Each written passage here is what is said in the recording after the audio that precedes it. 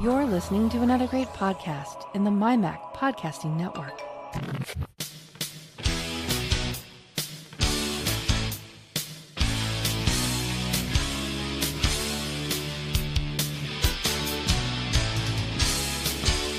Hello and welcome to another edition of the show where we take a wander around the week in Apple, Apple News, reviews, technology, associated products, and all sorts of other things that catch our eye. This is another episode of the Essential Apple Podcast.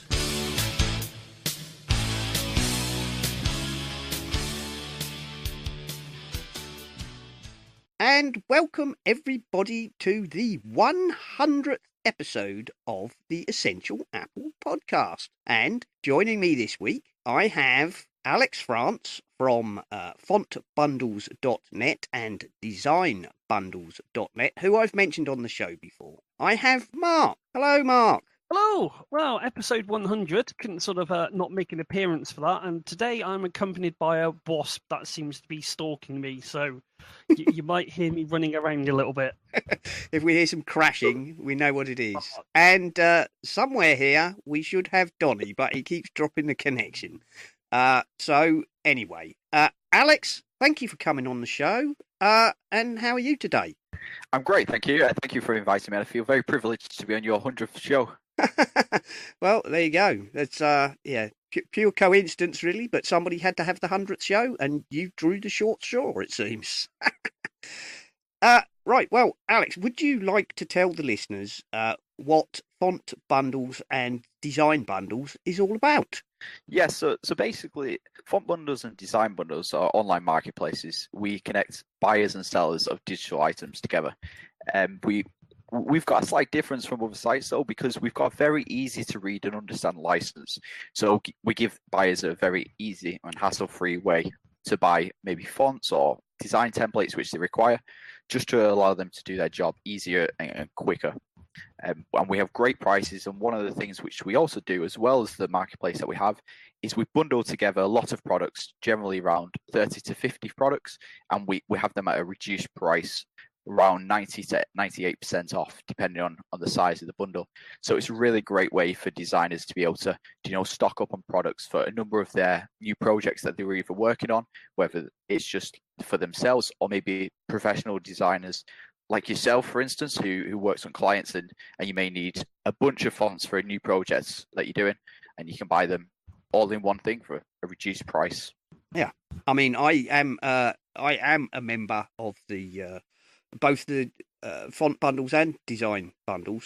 I have to say I've very rarely bought anything, but I was lured in, of course, by your weekly freebies, which are always nice. Yes, we do a weekly freebie on each website. For the fonts, it's every Wednesday, and for the designs, it's every Friday. So we give away a free product every week, which comes with our full premium license, which allows commercial use or anything else that's allowed by our normal licenses if you purchase a product. So we get a lot of users who come in every week to download the latest products that we're giving away. And we're not just giving away rubbish, it's literally some of the most popular fonts or designs that are given away each week. I can vouch for that. It's definitely not your here is some rubbishy cheap font that doesn't work properly and isn't spaced right and all the rest. They are good quality, professional level fonts, as you'd expect, and usually a selection. It might be the design assets range, don't they? From you have a variety of things. Sometimes you have cutting forms, SVGs and DXFs and yes, the SVGs recently have become really popular. We've been seeing with the advent of machines which are coming across, like the Silhouette machine. It's become a very popular category, and it's constantly growing. So we've had so many requests of people wanting those types of products, and it's one thing that we've been really looking towards and working towards as well to try and expand that collection of products that we have to give them what they need. So it is going to be interesting as that area develops, because these machines are now available for about £200 or something, and it gives you essentially a full commercial use cutting machine that you can use at home, whether you're just an amateur or whether you're actually doing it for a business. A lot of these people sell in small shops or maybe on websites like Etsy, where you can make your own crafts at home and then sell to customers anywhere in the world, really. Yeah, very much so. And I notice often, obviously, on the page with the items, there's often some examples. I've seen things like examples of T-shirts or mugs or anything else made with the design assets. So, would you like to maybe talk us through how you came to be doing such a thing? Yeah, so it's been a long road, really.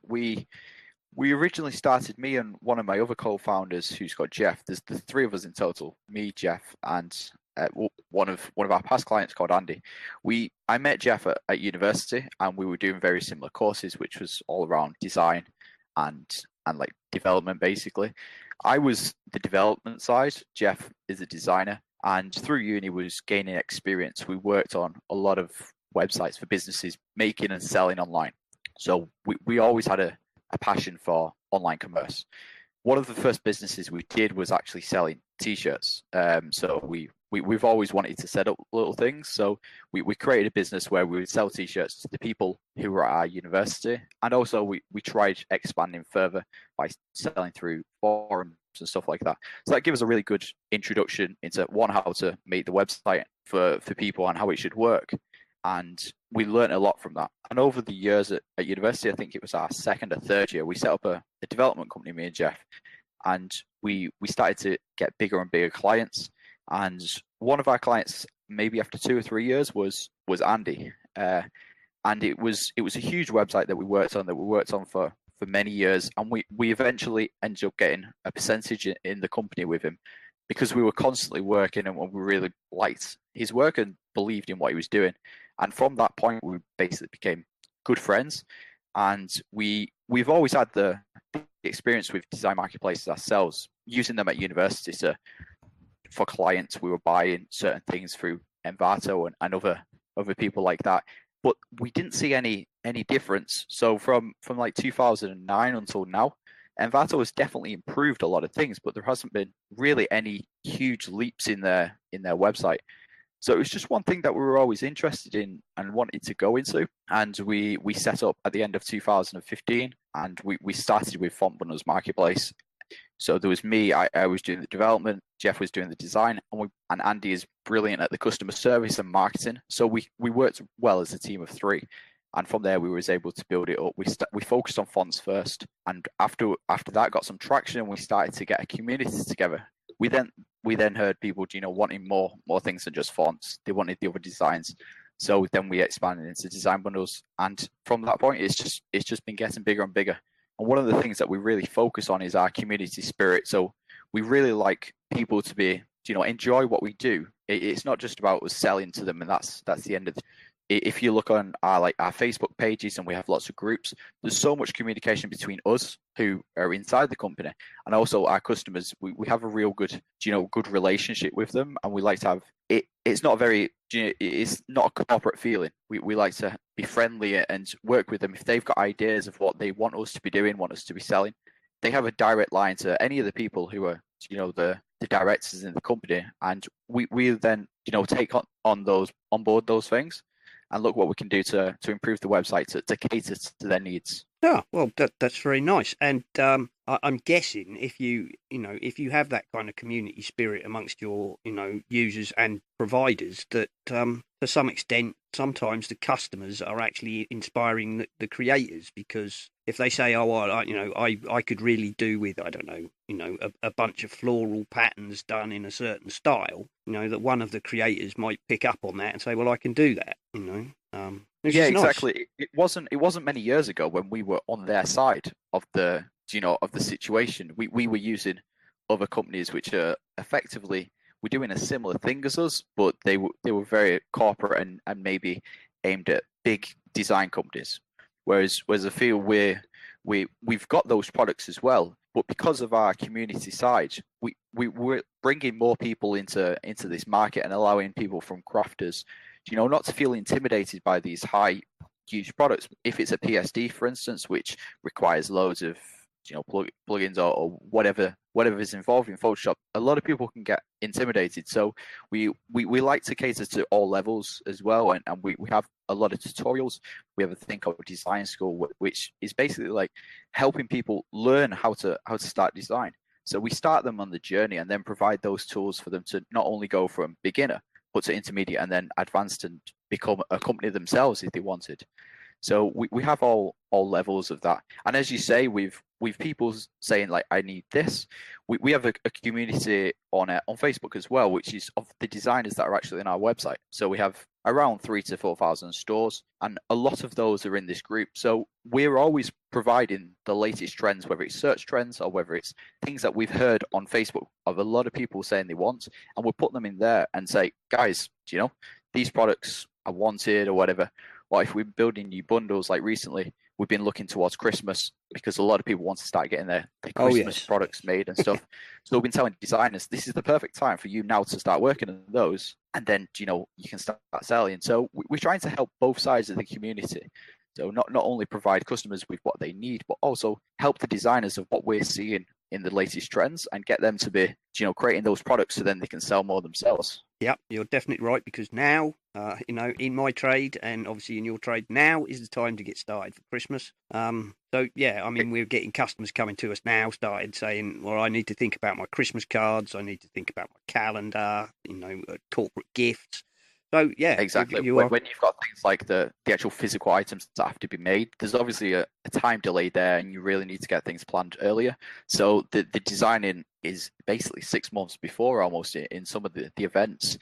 So now is like the prime time where people are working on their Christmas products. Definitely. And yeah, one of the things that I enjoy, obviously, from you know, from your site, is that it is a very broad church. I mean, you know, there are things like one that I downloaded it was a bunch of icons, sets of icons, and you know, that came with all the relevant files. So there were EPS files for print, there were you know, PNG files for using on the web, there were files for, you know, making mock-ups for you know, iOS devices and so on. So and it ranges from that, and then, you know, at the other end there are things sometimes you know, I don't know, cute unicorn cartoons, or, you know, a huge range, which is there's a huge range for professionals to also, as you said, the unicorn, which is like for like children or people who are making, you know, nice bright colours, things for the children. Maybe they at home on a weekend when they're with the children with the grandparents, something like that. It's something that they can interact with and give them a real early introduction to design. So we see a lot of that going on as well. And as you said, there is a big range, and it's always growing. We're having around 500 to 1,000 products uploaded to our websites every day.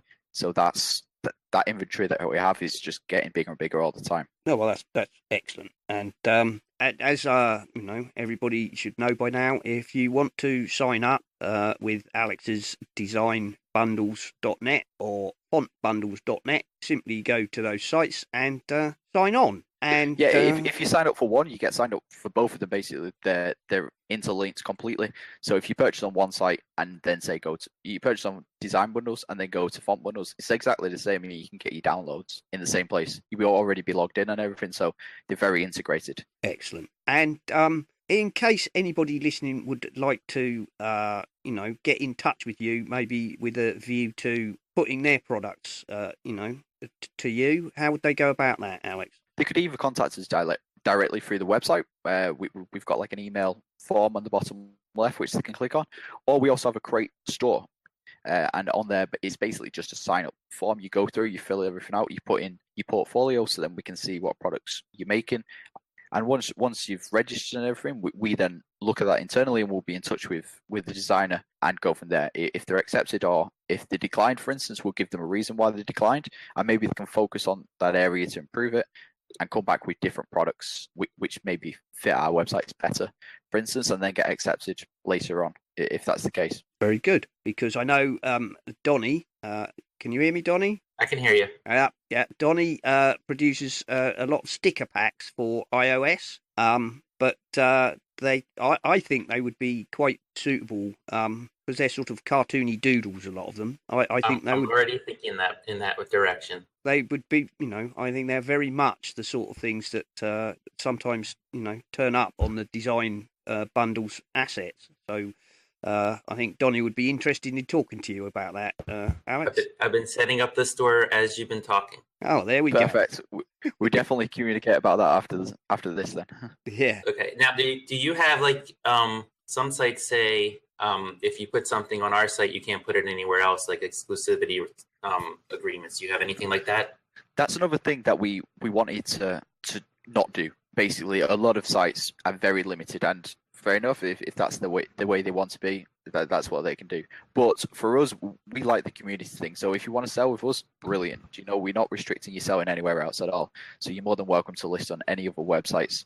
Basically, our job is to do a better job than anybody else. So we can sell your products for you, and you can list also other places. Because at the end of the day, as a designer, you want to be getting your name in as many places as you can, so people can hear about you and want to buy or use your work.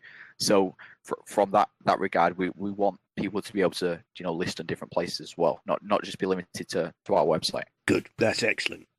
Because that is for people getting started or people who are smaller companies or small studios or even one-man bands. It's the same thing. It's the same problem, of course, that we've discussed before when we're talking about making apps for iOS. Making your app is the easy part. The hard part is getting it out there and recognised and getting your name known so that people will actually come and look for your apps. So there we go. Yeah, it's definitely the most difficult part, and that's one of the things that we take on as well. We do the marketing for you. Now, that doesn't mean that the designers it's no good to do nothing. They do a lot of marketing themselves, but we actively work a lot with adverts all across the web and try and sell products, especially if someone's come onto our website, looks at a few products, we will retarget them and really try and push the designers' products to them as well.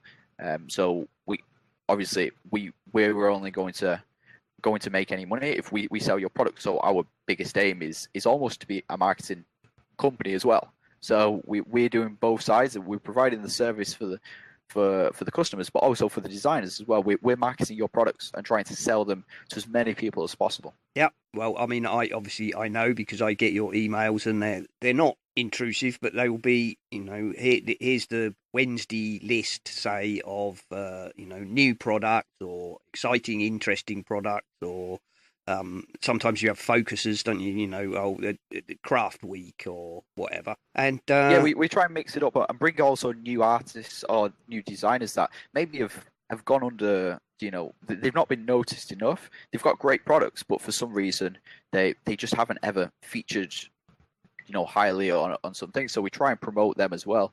It's one thing that we've been doing a lot on Facebook on our pages and our groups. Every week we try and post some person's new products that maybe no one's ever seen before. So it's trying to introduce new artists, as you say, which is the hardest thing for someone to start off. You've got no audience at all. You may make some of the best products around, but nobody's heard of you, so you haven't got that traction. So we try and introduce the people to these new products and expand their audiences by doing that. Yeah, excellent and very good. So I've got another question for you. So from what I'm looking at on the website, it looks like you can sell something with as little as one image or as many as unlimited, I'm guessing. Like you don't have to, there's no minimum 5 images in a pack from what I'm seeing. So I'm looking at the photography section, and it looks like there's just one photograph for sale by some people. Exactly, yeah. So for photographers, you can upload just one image. Say if you took a picture of a nice scenery, a landscape or something, you can sell that one photograph. But we do find that if you're selling a pack of photography, for instance, it's generally best to include 5 to 10 at least. People may buy the one if it's very specific to what they need, but we do find bigger packs work well. Though obviously for the fonts, it's always going to be a single font, so the single fonts do sell incredibly well, and it gives the customer the choice between what they want, whether they want to buy a pack from a designer or whether they want to buy individually, which would be cheaper, but it gives them less options, if you will. Yeah, because the thing with typography, as I know from my job, font. When you're doing a job, often you think I need a font and I need it to be, in your mind you can see the sort of font that you want. So particularly when you're looking for the display fonts, that's great because you don't want to have to buy a pack of 10 fonts. If you only want a specific type of font. So, that's often very good. Of course, if you like somebody's work, it's great that you do these bundles as well, because I know you constantly, have bundles and, almost giveaway prices, to be honest, Alex, aren't they? Some of the ones when you do the crafters pack of fonts, and there might be, 25 or 50 fonts, and the prices are pennies, really. Yeah, like some of the packs that we have, basically like 30 to 50 products, and it's the same price as maybe 3 or 4 of the fonts alone. So it gives you such a wide variety of things, and especially if you're going to be working on a number, say for Christmas, for instance, you're going to be working on a number of projects.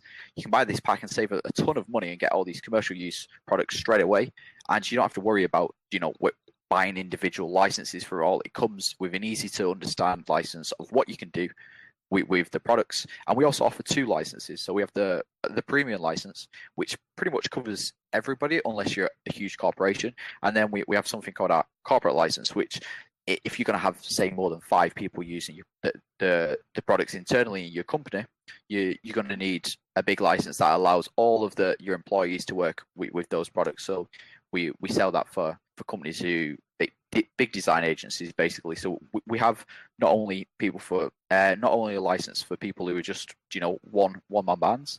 We have huge corporations as well who will purchase for us. Excellent. And of course, I saw on the when you set up an item, you kind of help out with the pricing for that. So like if you don't know how to price it for corporate, you have a suggested price to follow along with.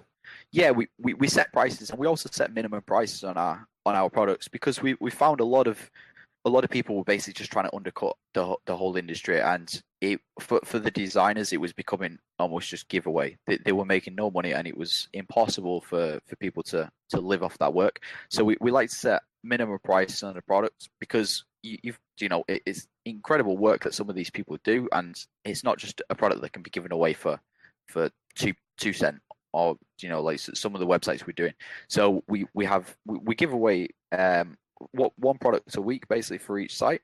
We have a number of freebies, but apart from that is we've got the marketplace, which is huge premium products, and then the bundles that we release and last for a month that are at the reduced prices. And I'm always keen to promote things that spread people's work, and I'm also I really like the fact that your site is a great way for beginners or people at home, to build up a library of quality assets, but without having to spend a vast sum of money. I mean, we often come across jobs in my trade, and particularly things that come from design agencies. They will do jobs, and they will go to these sites like font foundries that are very exclusive, and Hoffler and Fleur and people like that who their fonts are like $100 a face, and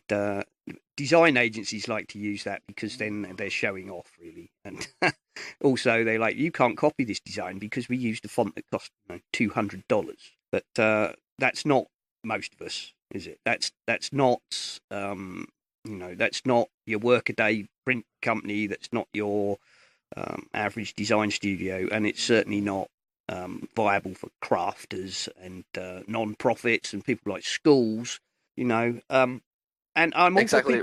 Also we offer a range. We have some of those. We have some of those high end products on our website which are over $200.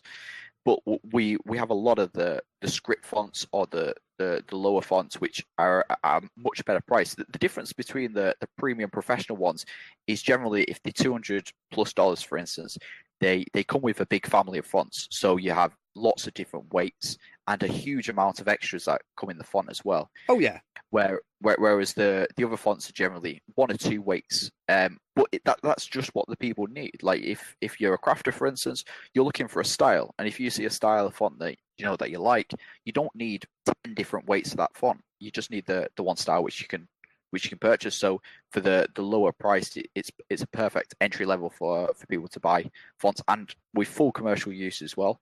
That they can do whatever they need with it. Yeah, very much so. And don't get me wrong, I don't have a problem, like you say, with you've got a premium product that's $150 or whatever, and that's a complete suite of fonts, with all the weights and all the add-ons and probably open type support and all the rest. That I don't have a problem with that. I don't really have a problem with people like Hoffler and Fleur, charging $100 per face. But some of their faces, some of these sort of designer faces, if you wanted to buy the complete set, you were going to spend $1,000. Which, much as I appreciate the amount of work put into creating a typeface, a full family typeface, I don't think I've got $1,000 to spend on that sort of thing. And I think if I attempted to purchase such a thing, my boss would have me on the carpet. Especially when you start looking into the licenses for websites and stuff like that, and it goes off the amount of impressions, then they easily get into tens of thousands as well, some of the families. Yeah, precisely. It just becomes untenable. Anyway, if anybody has got anything else they want to ask Alex, we'll... Yeah, so I've just been made unemployed, and just to sort of tide myself over, I've got... but basically, I've got an artist friend who does some design work. Now, I have to do things like place text and all that sort of stuff. And he said about the community. So just touching on that a little bit, what are the sort of topics that you cover in your community? What can someone like me, who is a complete and utter design noob, and Simon will testify to this, what could we expect from signing up to achieve, and what can we get out of it? Well, we have a lot of different like individual groups on Facebook where a lot of the community basically communicate. We have things from a group which is called What Font Is This? So someone's seen a really great poster or something like this which they like, and they will post that image in the group and ask, what fonts is it? And people are there helping each other say, it's this typeface, and then linking to whatever website it is that sells it. There's so many font faces out there that most of them where the link into are either not for sale or they're on a different website. We have no limitations of like it just has to be through us. That's a community where everyone's helping themselves. We have other things specifically for crafters where the communication and the topics are more about how to learn different things. So maybe someone's having an issue with some of their cutting machines of how do you do this or how do you do that? Then they'll help each other out. And one thing that we love to do is look through those communications and really try and help them.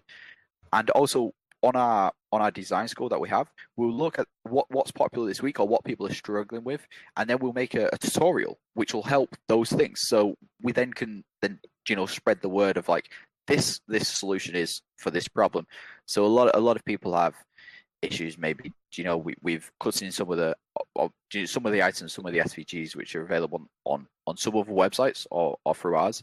And we provide step-by-step guides and in some cases as well videos of where they can just follow, and once they complete all the steps they'll be able to solve any of the issues which they're having. Oh, that sounds exactly sort of the road I'm going on, because I sometimes feel like if I want a bit of help and I go for Reddit and I say, look, I'm doing a very, very small side business for myself, I'm just trying to make a bit of pocket money change and all that, I have that fear factor of the Reddit trolling or the Reddit brigade going, oh, you should be coming on there asking people for free help if you're a business and stuff like that. But it really isn't. It's just sort of like a bit of a hobby and a bit of a pastime for me. So it's good to know that you can sort of jump in and I suppose in a way, get some business help without being scorned. Yeah, definitely.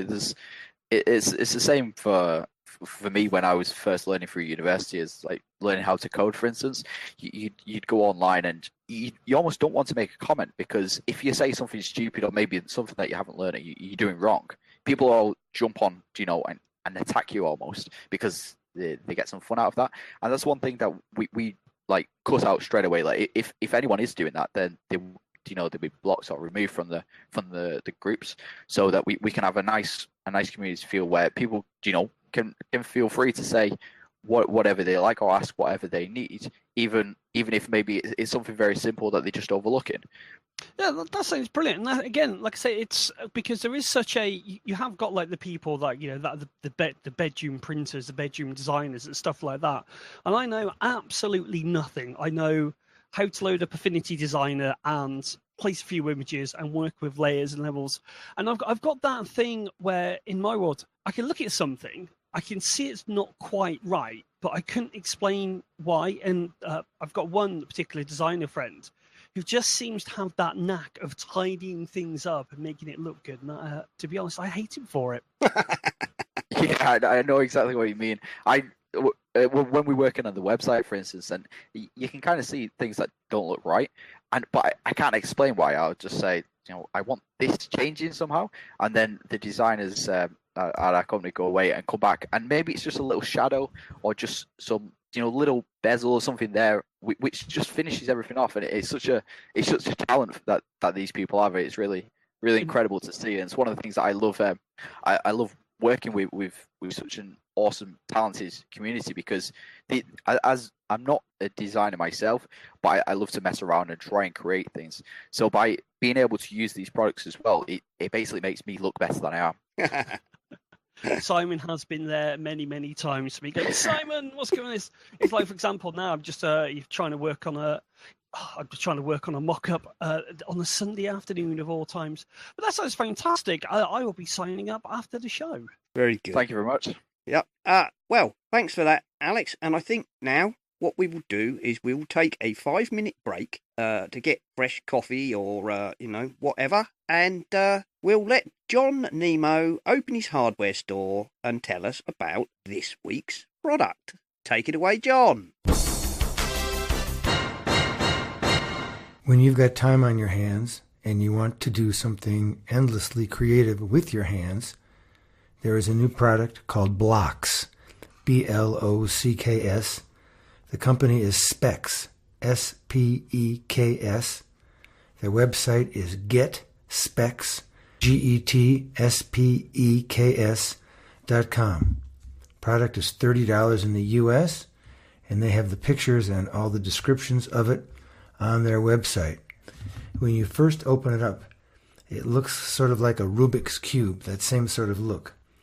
But you can pull the pieces apart in little L-shaped chunks, and then the pieces have magnets in several places, so that you can attach them to one another in an infinite variety of shapes and sizes and designs, and make little toys, make little figures, make all kinds of geometric shapes. And you will see some of this in the small booklet that they provide in the package, and also on the website with lots of demos showing how it's done. They come in a bunch of different colors. We got the grayish ones to review, and that means there's 3H, dark gray, medium gray, and pale gray, so you can keep track of what's what. It takes a while to understand which ends are magnetized and which way you can go with them, because some of the magnetization is actually reverse, so it repels it rather than attracts it. And I'm very pleased with my set. I am not naturally a fiddler or a Rubik's Cube sort of person. I'm not much of a puzzly sort of guy either. But the nice thing about these, you can just lay them on your desk, or even put them in the pocket, or your tote, or your purse, in the little mesh bag that they provide. And you can have them with you anywhere. They don't take up much space, but they can certainly occupy your mind and your hands for a long time. They have a very nice tactile, very smooth feel. And if you drop them, you won't hurt them, and you won't hurt your foot either. So they have a lot going for them. At $30 a pop, I think get several sets. They will definitely be the #1 item that people get for their birthdays or holiday gifts. They will have never seen anything like it. At first they're going to say, why would I want this? What the heck am I supposed to do with this? And then come back an hour and a half later, and they'll still be listening to their old Led Zeppelin records, playing around with their Specs. Blocks by Specs. That's it for Nemo's Hardware Store. Back soon. Thank you, John. And of course, the links for that product are in the show notes and on the essentialapple.com website. And before we go any further, I would just like to say that we have now joined Spotify, so you can find this podcast on Spotify. I've started putting stuff on SoundCloud. I have a free account on SoundCloud, which means we'll only be able to have the latest 2 shows, but they will be available on SoundCloud. And we're also looking into putting stuff on to YouTube when I can make it work properly. Anyway. We have actually got a super secret experimental YouTube channel that I was tinkering with a long time ago. So if you do go onto YouTube, you might find a review that I sort of semi-started and then gave up halfway through because I didn't realise that editing takes quite a bit of time. And I kid you not, it took me so long to do this video. The product actually went out of stock at Amazon and it never came back in.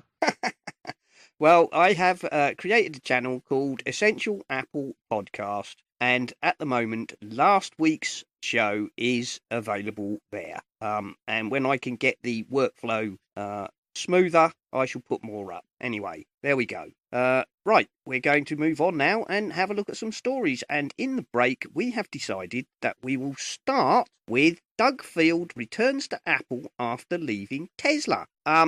Now, John Gruber, I think, broke this story, and then promptly, the minute he broke it, everybody else picked it up and ran with it. Most of them, I have to admit, were honest enough to quote John Gruber or Daring Fireball as the source, so that's fair enough. And John says, here's some interesting hiring news I've heard through the birdie grapevine. Doug Field, who left Tesla in May after overseeing Model 3 production, has returned to Apple, working in Bob Mansfield's Project Titan group. Apple spokesperson Tom Newmeyer confirmed with me only that Field had returned to Apple, but no one should find it surprising that he is going to be working on Titan. So there we go. And in the Slack room, I think Mac Jim asked me, is he a software man or a hardware man? He is a hardware man. He was the VP of Mac Hardware Engineering. And he spent many years working very closely with Bob Mansfield. So I think it's quite likely that he will be working closely with Bob Mansfield again. What do we think about that then, boys? Wasn't this whole Project Titan thing cancelled and everyone was laid off not so long ago? I think there was a lot of rumours about that, but I don't think that's true. I think what they may have done is, I don't have any inside information, obviously, but my impression was not that it was cancelled whatsoever, but that some people who were on the project were, they weren't laid off. They were just reassigned back to other projects. And I suspect it may have been a case of, we'll start here and we have a team who are doing that. And then, right, they've done that. And then Apple have either decided we're going the wrong direction or we've done enough of that. We need to switch direction, whatever. And a different group of people were pulled into Project Titan. I don't know. I mean, I don't know what you think. I think a project like Project Titan probably has to go through a whole bunch of different phases before all of the components can be then pulled back in together at the end to create whatever it is they're working on. Well, I've only got one sort of vague theory on this. Have any of you gentlemen used CarPlay? Yes, I love it. Now, imagine that, but being way more tightly integrated. I've had a go on. I managed to use CarPlay myself, and the 3.5-hour journey that I was doing at the time was great because I was just replying to people using Siri, and Siri was pretty much spot on for 3.5 hours. And I thought, that sounds a bit weird. But then, because it's so simple, but it does what it needs to do, and it does it really well, apart from the odd crash. I can see sort of, Apple heading into sort of the Tesla, the Tesla remit, because I've been in a Tesla. Oh, gentlemen, if you ever get the chance to go in a Tesla, do it. It's everything I thought it was going to be and more. It's just, and this chap didn't have the ludicrous mode. But we were going along, so where I live, it's like quite windy, winding roads. That's the word.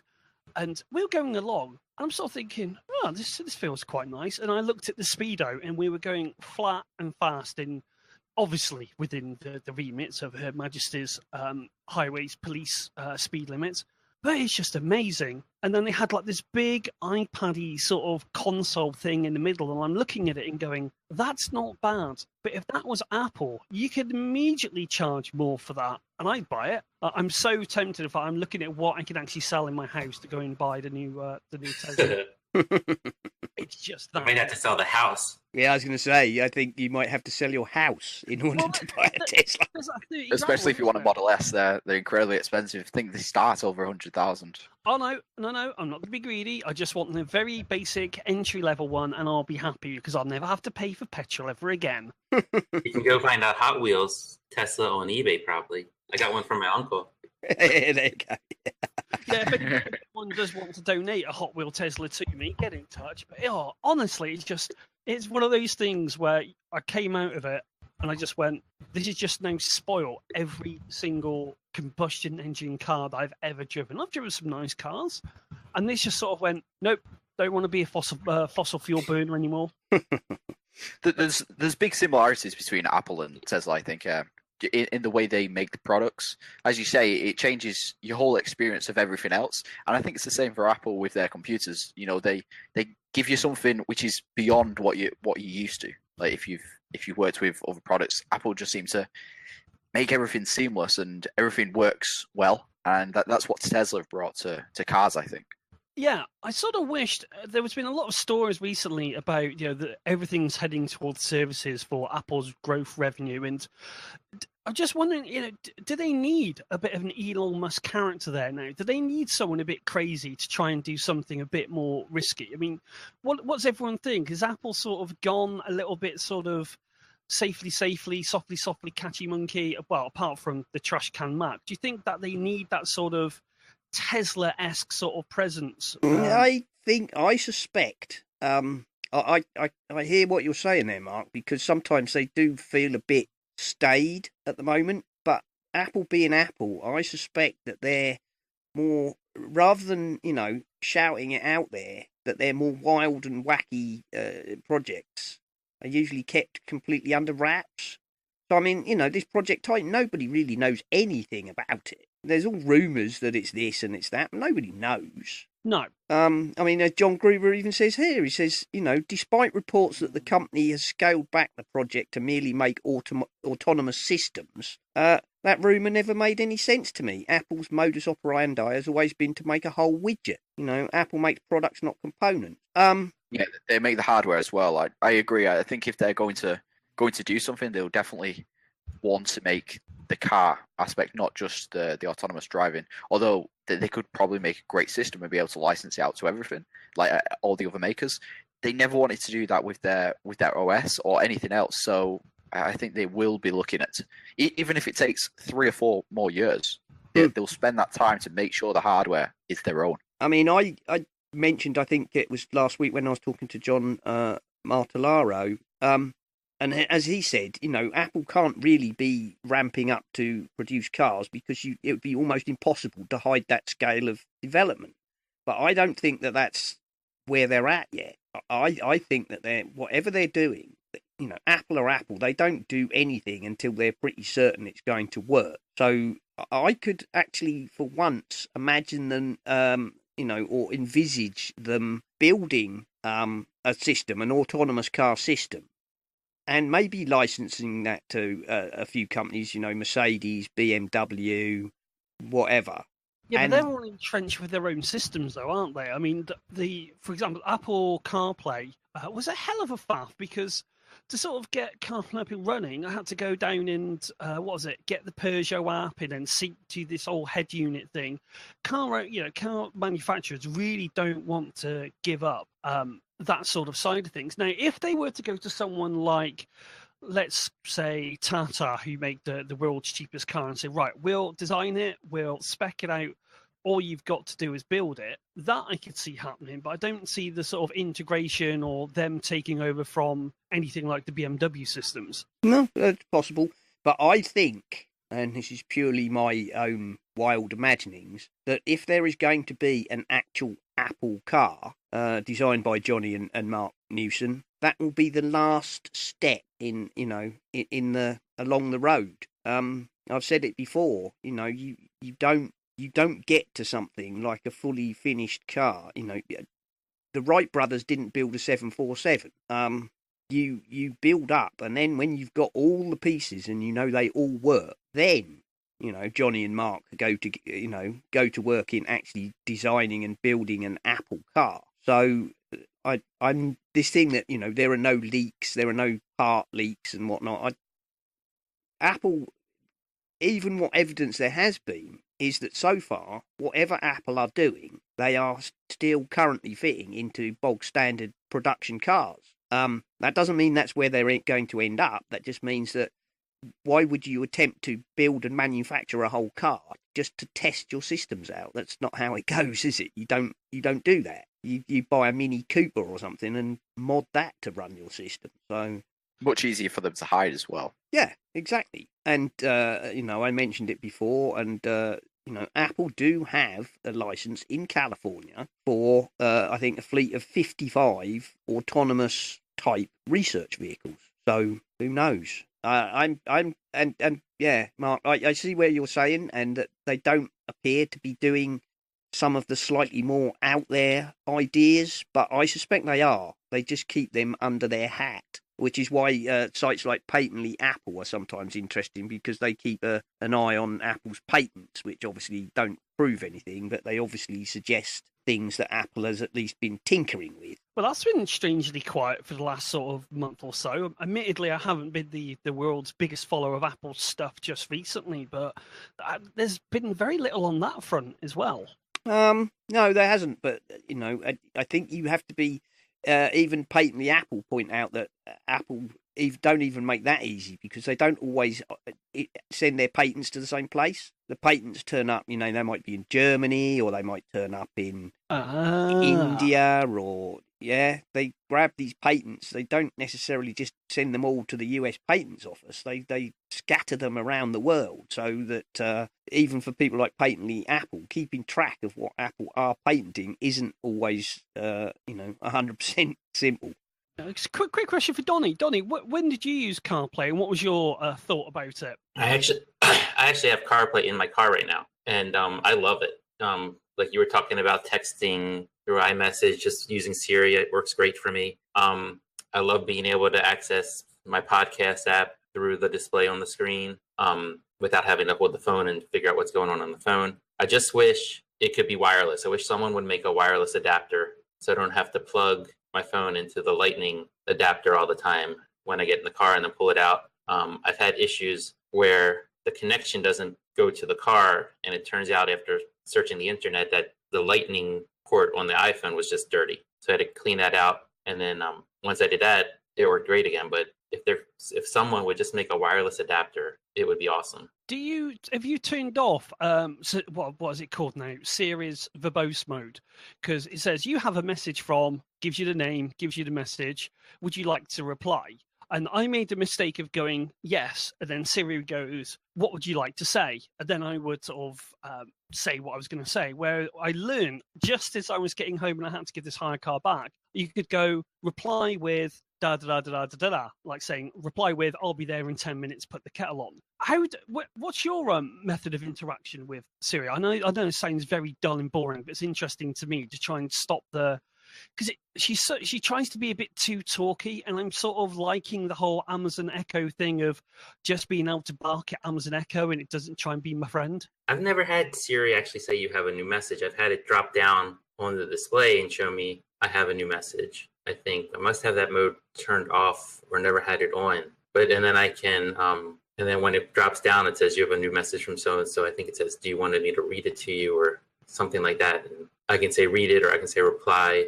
You know what? I don't know if it says anything. I don't think it does. Like actually talks to me. Have you got the setting turned off, or what's it called, Siri response or something like? I think I'm going to head towards it. I wish I'd sort of remembered that on the journey, but it's really weird because you look at CarPlay and it is just basically a simple dumbed down interface for your iPhone, and you think, really, am I supposed to be impressed by this?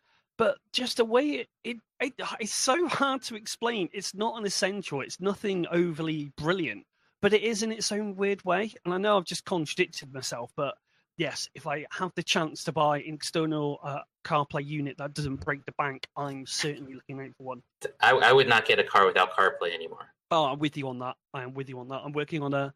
Funnily enough, I'm working on a bit of a camper van conversion thing at the moment, and I'm thinking, could the budget stretch? I wonder. Right then. Well, I'll tell you what. There's one in here from the BBC, which was 5 big things that make Apple. That made Apple. I don't know if you've looked at this one, boys. This was quite interesting, I felt. From the BBC, obviously. BBC. Where are we in? Are we in the Quip document? Oh, yes, brilliant. you're in the Quip. Yes. No Safari technology preview has just decided to crash on me. Anybody want to buy a Mac Mini? If so, get in touch with the show. It's got 2 1 terabyte hard drives in it. I think I need to go back to my iMac. Right. Well, here we go. Apple has been called the most successful company in history and has just become the first company to make $1 trillion. This is a suggestion of a quick look at 5 of the biggest things that helped make Apple the giant success story it is today. I'm not sure if we all are going to agree with these, but number 1, Steve Jobs was a brand unto himself. I think we'll all agree with that one. I can't really disagree with that one. Yeah, Apple wouldn't be Apple without Steve Jobs. And number 2, the iPhone, a revolution. Also, of course, true, I think, very much. And number 3, Apple services and brand loyalty. I'm not sure I agree with that one. But then again, Apple do seem to be making a lot of money out of their services, so, maybe I'm wrong. I think the brand loyalty, definitely, yeah. And people purchase products, say, for instance, the iPhone. It unlocks a lot of other things that you want because it has the features of being able to work seamlessly with the iMacs or any of the Macintosh range, and also like the watch that you can now get. They market the watch, but then to have a watch you require basically an iPhone, and they all upsell each other. So yes. Once you get into that ecosystem, and they make brilliant products, so you want more, and soon you end up with 3 or 4 devices, and rather than spending £300 on or £400 on the iWatch, you've actually spent £2,000 on all these products, and you've really got your locks in a way that it really does help you, and it's very easy to use. But they really keep their customers very loyal in that way. That is true, I guess. I mean, I've been a Mac user now since the late 80s, and although I've had other machines, you'd have to pry my Mac out of my cold dead hands, I suppose. And I always hated. This is true. I always hated mobile phones. I detested them. I either never had credit, or they weren't charged, or I left them behind, or whatever. And when that iPhone came out, my wife said, I am going to buy you an iPhone, because if I buy you an iPhone on contract at O2, I know that because it's Apple, it will never leave your side. And never a truer word was spoken, to be honest. Since the day I had an iPhone, I think it's glued to me. So, yeah, I guess brand loyalty. I'm not so sure about the services part, but I don't know. I guess I do use quite a lot of the services, though. Suppose if you start to think about it, I'm not an Apple Music subscriber, but obviously I use the app stores. I use the iCloud. I would use Apple Pay if my bank actually got into the 21st century and approved Apple Pay. Yeah.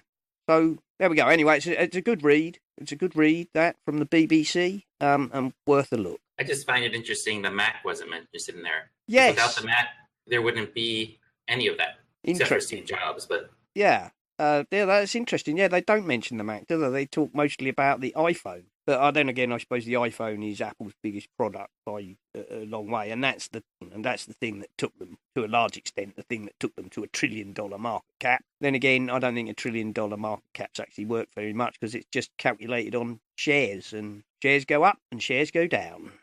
And they've been going up a lot because Apple have been buying back their own shares. This isn't all to do with their success in recent years.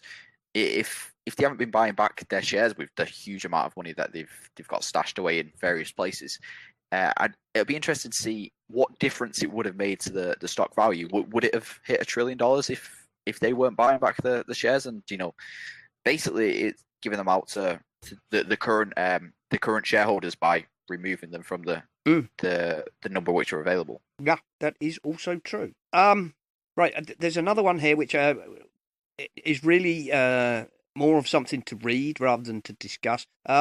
Inside the reality distortion field, an early Apple employee told us what it was like having Steve Jobs and Steve Wozniak as his bosses. And this is on Business Insider. The link's in the show notes, of course.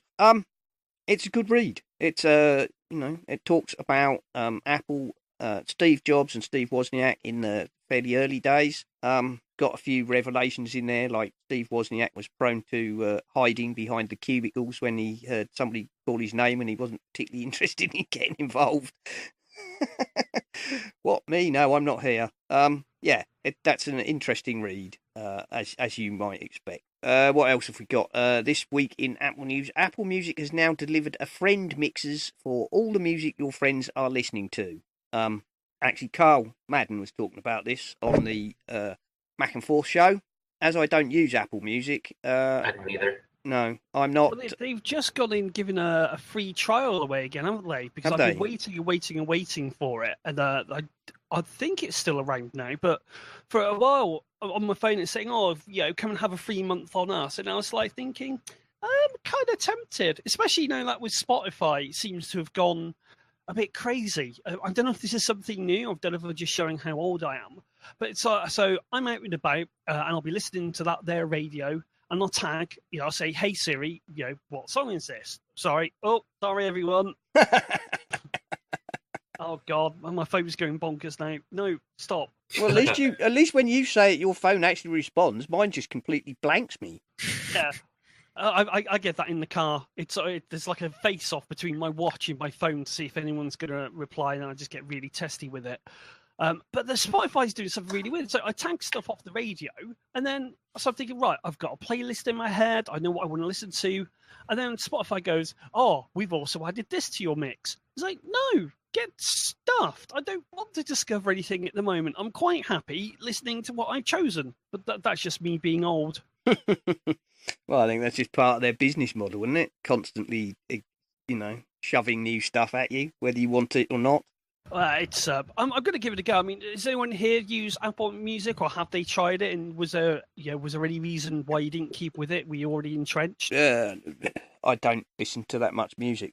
I don't use it at all. No. I tried it when it first was released, but I found Spotify just always give a better experience. It was much better, and especially on the computer.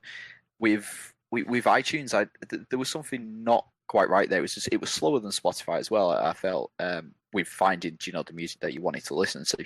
So after I think it was a 3-month trial which they first gave when it was, wasn't came it? out. 90-day trial. I cancelled it, and I've always stuck with Spotify and been very happy with that actually. And also in my house, I have a lot of the Amazon Echoes, so Spotify works perfectly with them. I'm not sure how Apple Music would. I guess not quite as well.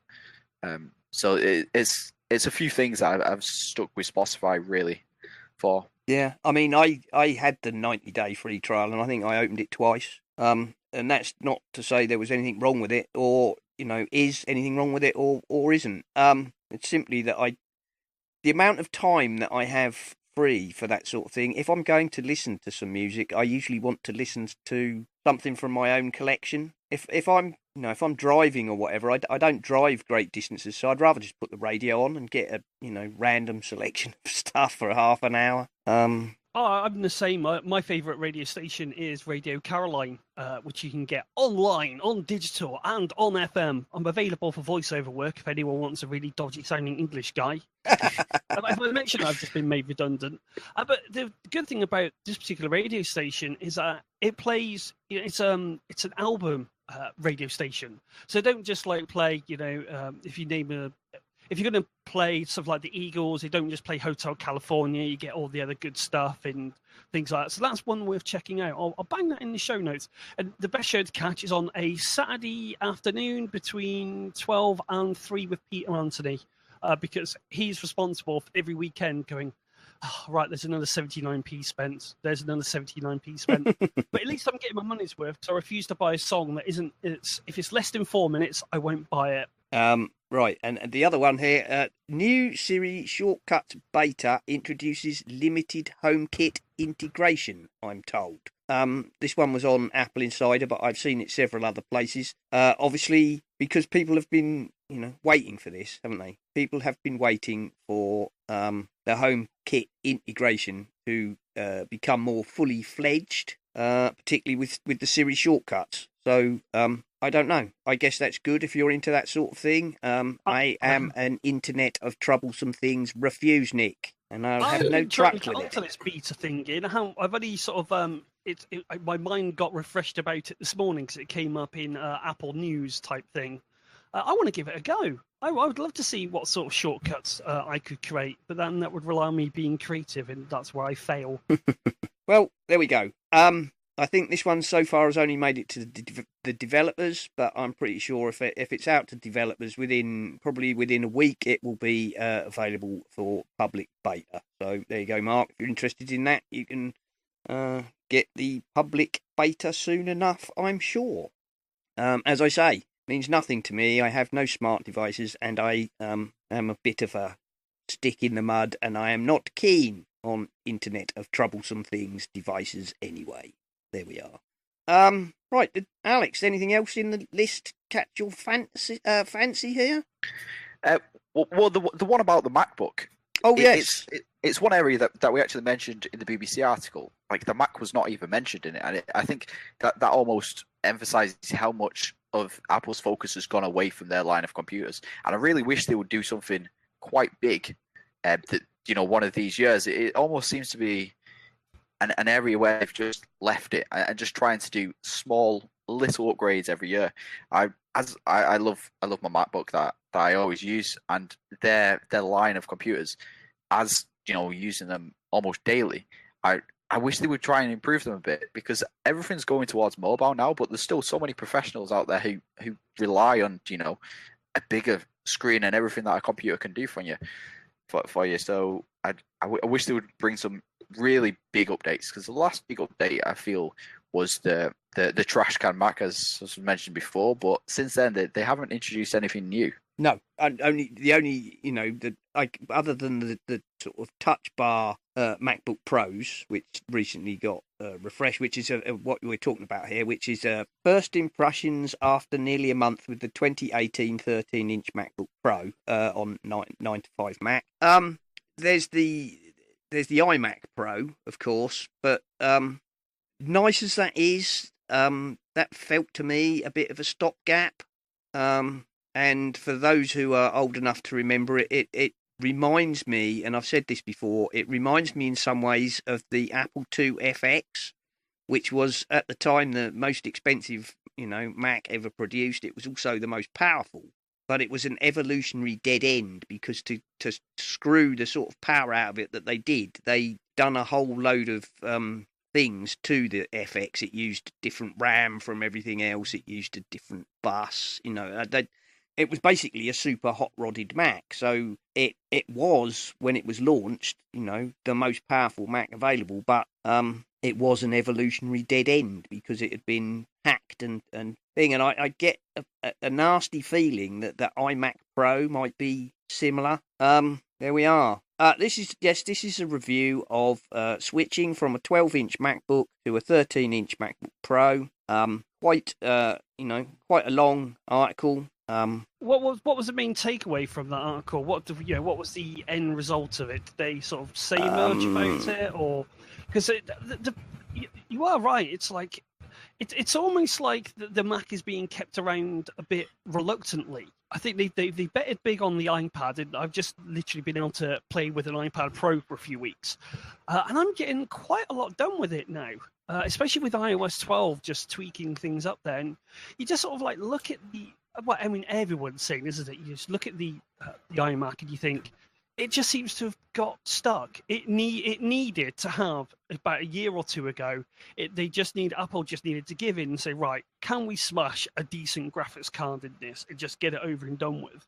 Now, I know Apple probably won't. They are starting to look to do that now, especially what with external things. But I don't know. It's just something that just doesn't feel right. It's like, why do I have to is it an admission of Apple to say we can't do graphics cards, we can't put them in, but what we can do is help you spend, well, if you want to get a good graphics card now on a decent Mac, you're spending what, £500 by the time you get the external box and the graphics card? It just, you're right, they just need to do something, and hopefully we'll get that when well, what do we think? Let's have an early WWDC prediction. Do we think we're going to get a nice Mac that's going to make us go, do the children need to eat this week? There's a lot of rumours flying around. I mean, as you asked, what did they make of this? Is the 2018 MacBook Pro perfect? Absolutely not. Like I said, I'm waiting eagerly for Apple to address lingering battery life concerns. I don't know what he's on about there. As far as I'm aware, the battery lives are amazing. Touch bar usability is still lacking.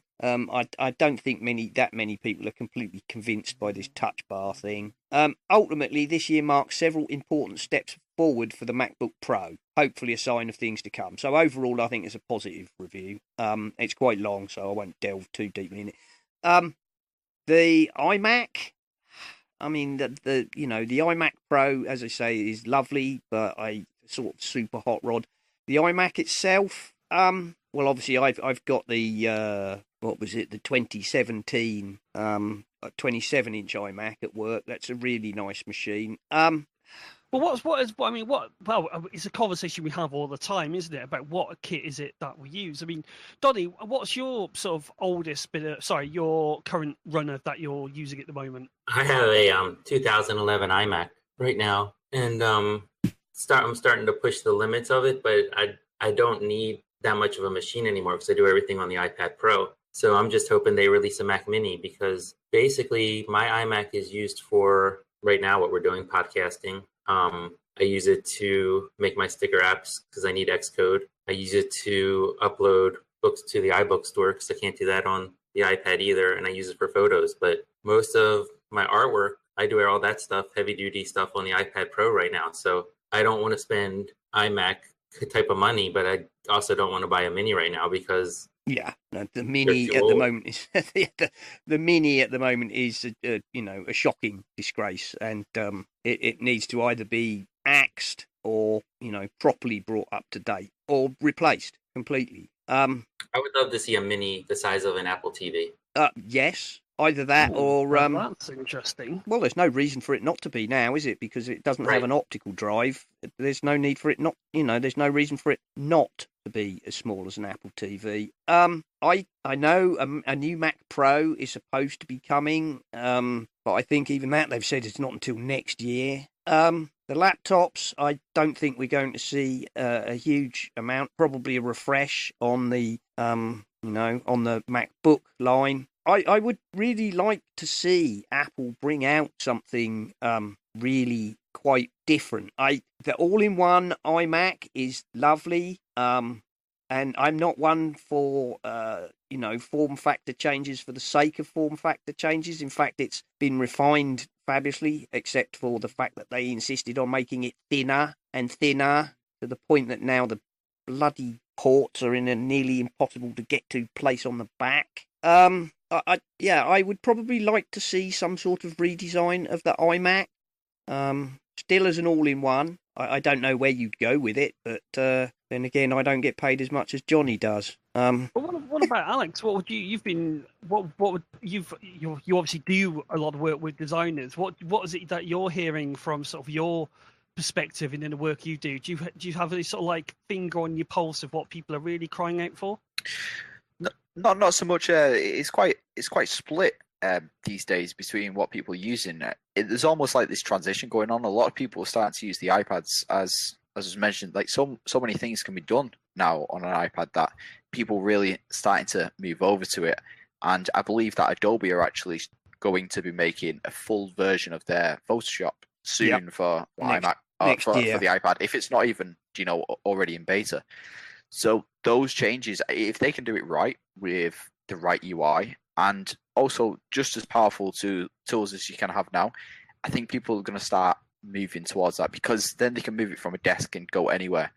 Personally, I love the desktop. I just feel like I use 2 monitors, so I've got much more screen real estate, and I can't get away from that keyboard and mouse It's just so much quicker and easier to do. Yeah. Maybe that's because I'm more a coder rather than designer, and designers want to touch, feel, and do a lot more things with the fingers, so they can really interact with whatever they're making. So maybe that's a difference there. But yeah, we seem to be on this transition between moving from the desktop to a mobile device, and I'm not quite yet on that bandwagon, because I would love to see them really put out some new device that's made for the home and for the desktop, which is a lot more powerful than they have now. The iMac Pro was a good upgrade in terms of specs, but the price is so much higher. I think it starts around £3,500, £4,000. Yeah, something like that, doesn't it? And that's a big jump. I mean, that's sort of twice the price that I paid for my 27-inch iMac. Exactly. So the price there is just not really accessible for many people at all. So I'd like them to focus on that and try and bring it down a touch. I think one of the things that Apple have really hurt themselves on with the iMac range is their insistency to make the beautiful form factor that it is. It's so tightly packed that it's almost impossible to get a huge, nice graphics card in there. And that's been one of the limiting factors for what they can do, which is why they now have external ones, if you will. So it'll be interesting to see. I would like them to introduce some new changes to the iMac. That's of the whole line. That's what I like the best. I use my MacBook Pro all the time as well, and mine's, I think it's from mid 2014, so it's lasted a long time without really needing any upgrades or anything like that. It's worked perfectly.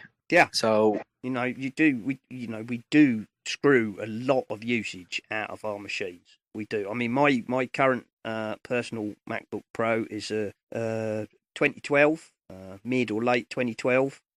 So I've had a reprieve in that it will get the Mojave update, which will give me at least a year, maybe more of use before I am forced into the position that I can't run the latest OS. That's but where I am on mine. I'm like you, Alex. I would like to see something done with the iMac. I'm not quite sure what. And like you, I use two screens. Because what I do, design for print, I need a big screen estate. If you're familiar with products like most of the Adobe products, there are zillions of palettes, and so normally what I do is I have all my palettes on the right-hand screen and, work on the left-hand screen.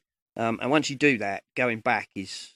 it's horrible. Yeah, horrible. Moving to any smaller screen, it's just impossible. You're used to that workflow of, doing one thing on one screen and then the rest on the other.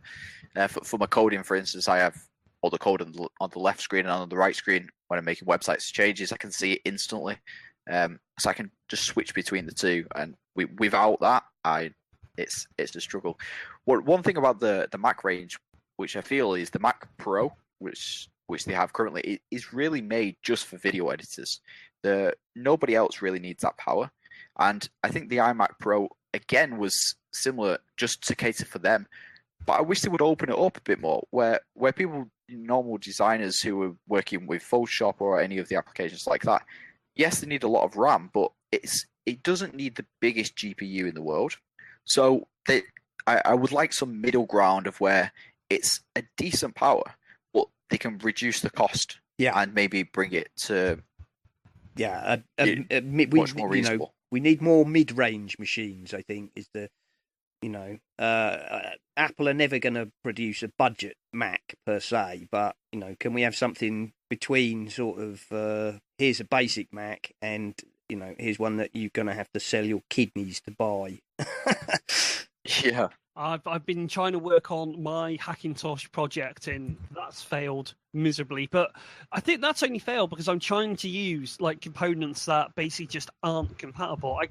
I'm pretty confident now. If I had the money, and if anyone out there wants to sponsor a bit of a show doing it, I reckon I could go out in a day and buy all the bits I need, and I could have a Hackintosh running pretty much within a day, and it would completely annihilate everything that I've got here, including my 2011 iMac, which has got a Duff Network port, but I still use it because it's just, it all comes down to that horrible thing. It's just such a nice experience.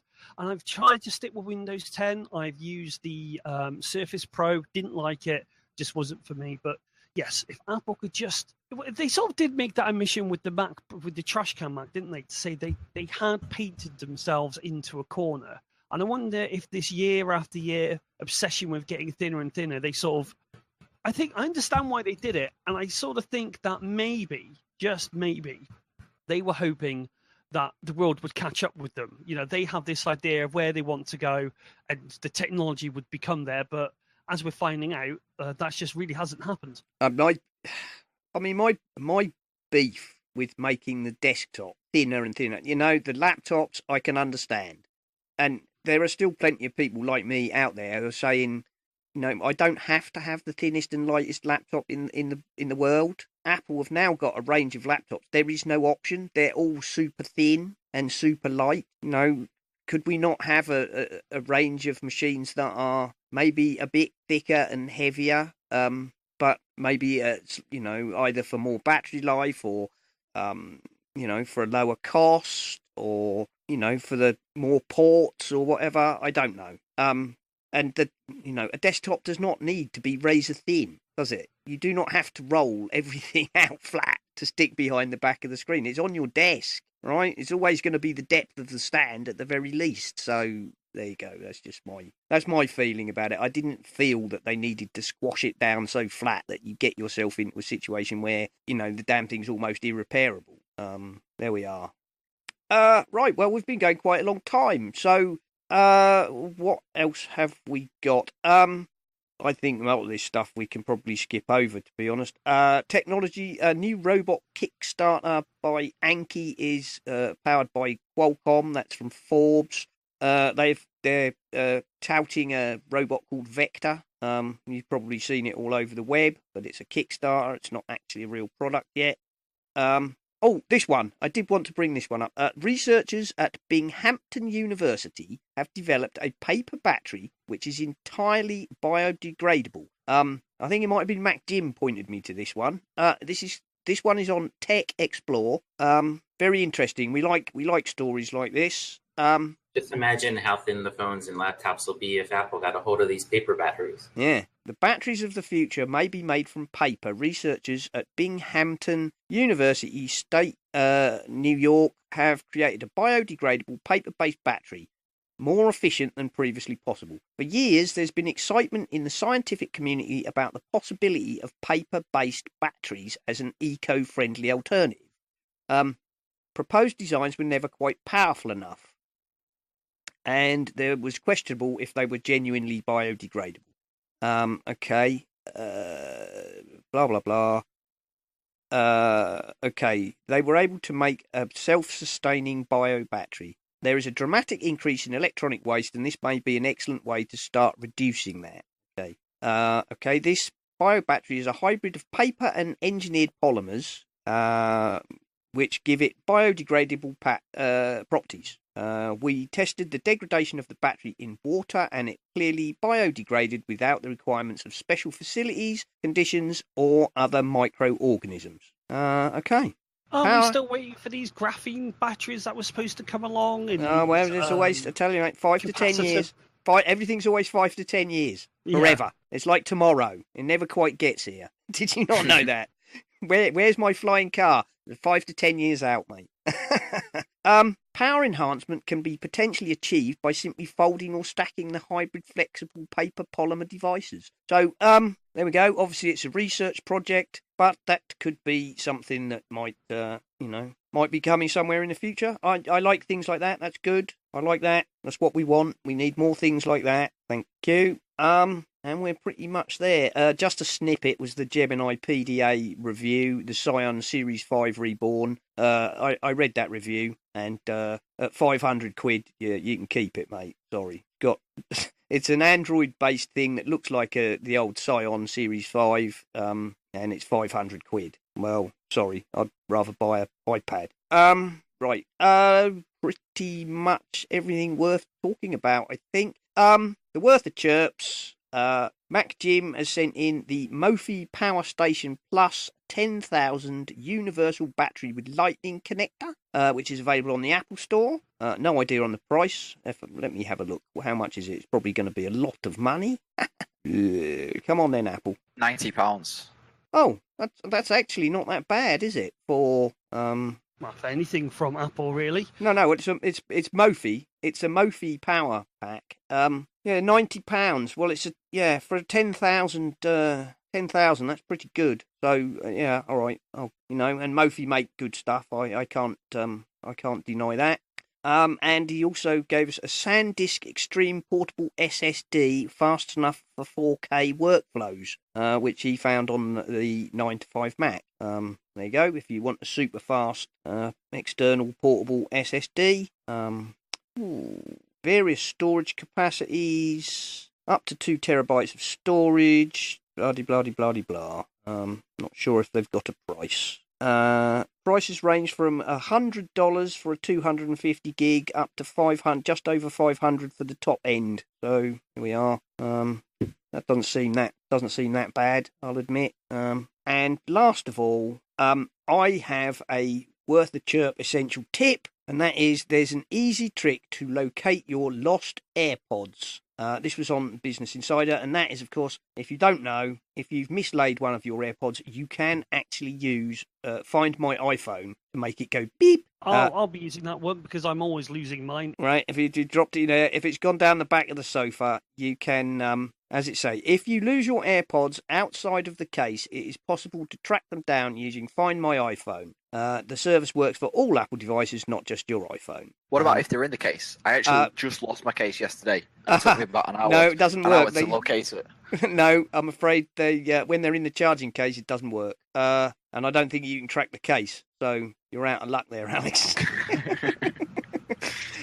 Oh dear. But if you should mislay, I'm not sure it would work if you dropped it somewhere in the street, but if you've mislaid it in your house and it's down the back of the sofa, you can make it go beep. It do help you locate it. So there you go. That's a top tip, apparently. There we are. I think that will do us for this week, boys. So, Alex, first of all, would you like to, promote your wares? Yeah, well, if anyone's a designer out there, whether you're selling products or you use it, like design products on a regular basis, definitely please check out FontBundles or DesignBundles.net and have a look at all the product offerings that we have there. We'd be more than happy to speak to you if you're a designer and want to open a store as well. In the first part of the show, we explained how you can do that. If not, simply go down to the email us section on the website and we'd be more than happy to help you.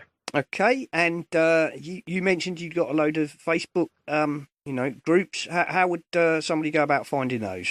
Yeah, if you search FontBundles or DesignBundles on Facebook, you'll come to our main pages, and then on the pages you'll be able to see our groups as well. They're all interlinked, so you can find which area you're interested in, whether that's fonts or whether that's maybe being a crafter or whatever it is that is your topic. You can go to those groups and apply to join and become part of the community there. Lovely, that's fantastic. Right, Mark?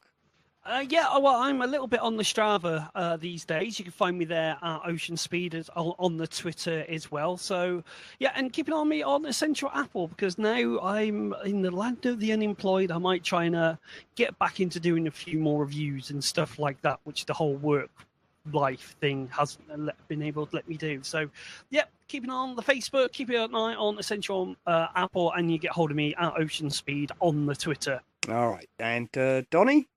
I've got a bunch of children's books in the iBook store and a bunch of iMessage sticker packs in the App Store. Just search for my name. They'll come up. I have a couple new iMessage stickers sets out, and I now have a store at DesignBundles.net, which I've been filling as we've been talking. Fantastic. I can be found, of course, on Twitter, where I am at Serenak. The show is at Essential Apple. The website is, of course, essentialapple.com. As I mentioned, we are now on Spotify and SoundCloud and hopefully YouTube. And, of course, if you want to join in the chatter in the Slack room, just look in the show notes or on the website and follow the link. So, after all that, I think it's time we just said goodbye. So thank you very much for coming on, everybody, and goodbye. See ya.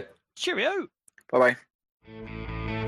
You've been listening to the Essential Apple podcast, and I'd like to say if you enjoy the show and would like to support us, feel free to go over to the website essentialapple.com and you will find links to both Patreon and the Pinecast Tips Jar, where you can make a donation towards the costs of the show, or even if you're really keen, you could set up a recurring payment.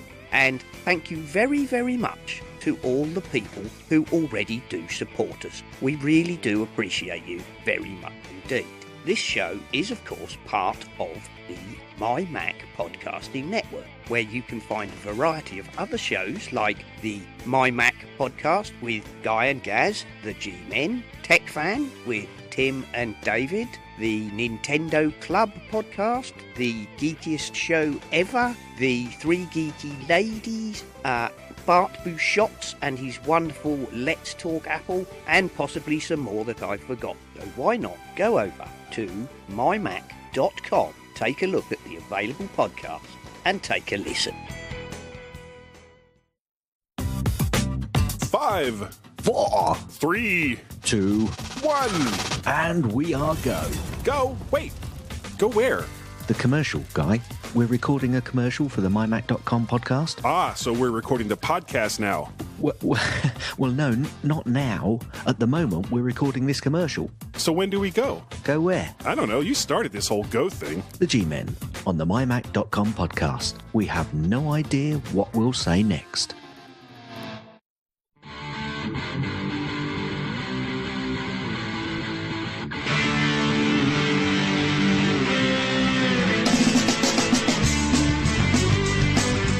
Has been the Essential Apple Podcast. Goodbye and thank you for listening.